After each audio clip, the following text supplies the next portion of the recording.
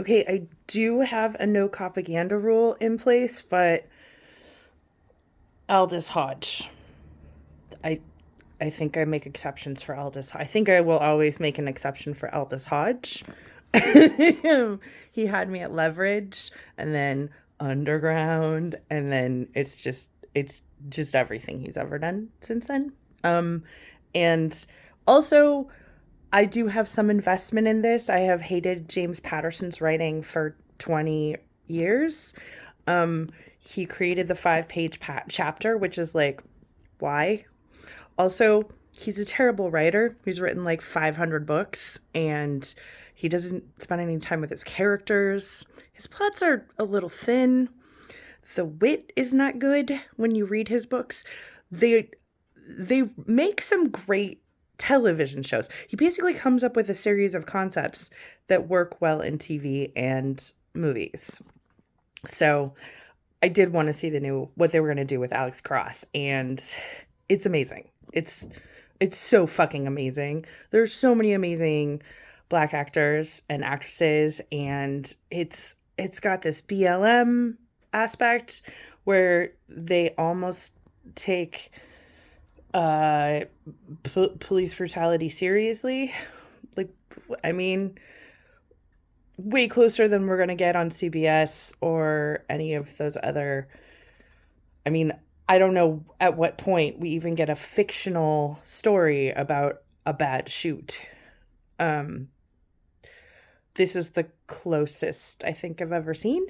It's the most honest. So, um, I think you should. I mean, if you like, if you're okay with the propaganda, if you can handle it. Also, Aldous Hodge. Oh my God, he's so yummy. He's just his voice is beautiful, his face is beautiful, his body is beautiful, his acting is devastatingly beautiful. He's just usually I have a rule. I don't even really fantasize about men that are not my size anymore. Like I literally like just want a tiny man because I sort of expect to be murdered because I have a big fat mouth. Um, but Aldous Mad Hodge is like the man who's a giant who I fantasize. He's the only giant. He's the only enormous person I fantasized about in the last, I don't know, 15, 20 years. Honestly.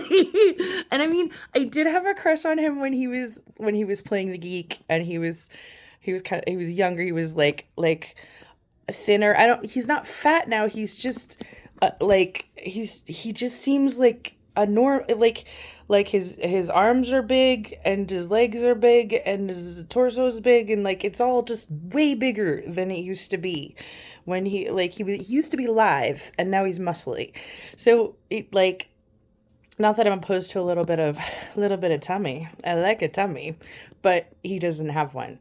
He's just he's just a very large person and it surprised me to be so excited about. But I've always been excited about him even when he was uh, a regular sized person. Before even before he turned into a mountain of those muscles. So yeah, it's Cross is awesome. Cross on Prime is really good, and I'm gonna rewatch it because the wit is good.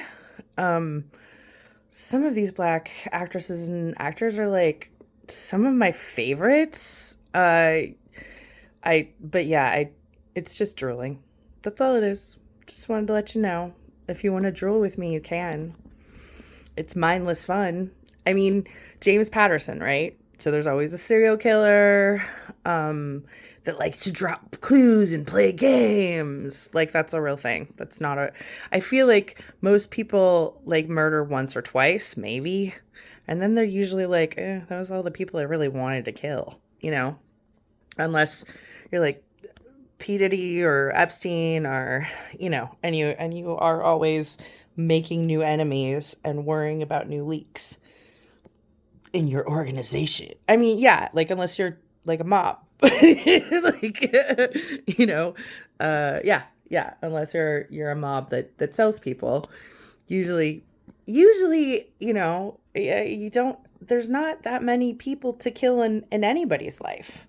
So the James Patterson stories are really silly. Um, they always have been. But like I said, they make fun TV shows, they make good movies, and it's better than reading them, you know? But if you do want a good read, I would highly recommend Karen Slaughter.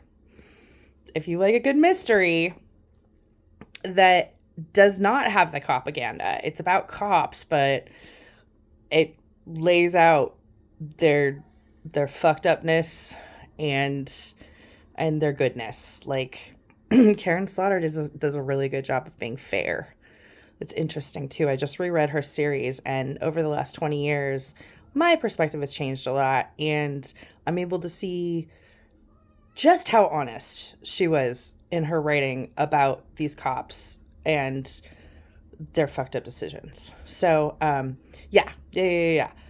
I do recommend Alex Cross if you can handle any kind of propaganda. If you want to see some amazing acting and a really, really silly plot, silly serial killer shit. Yeah.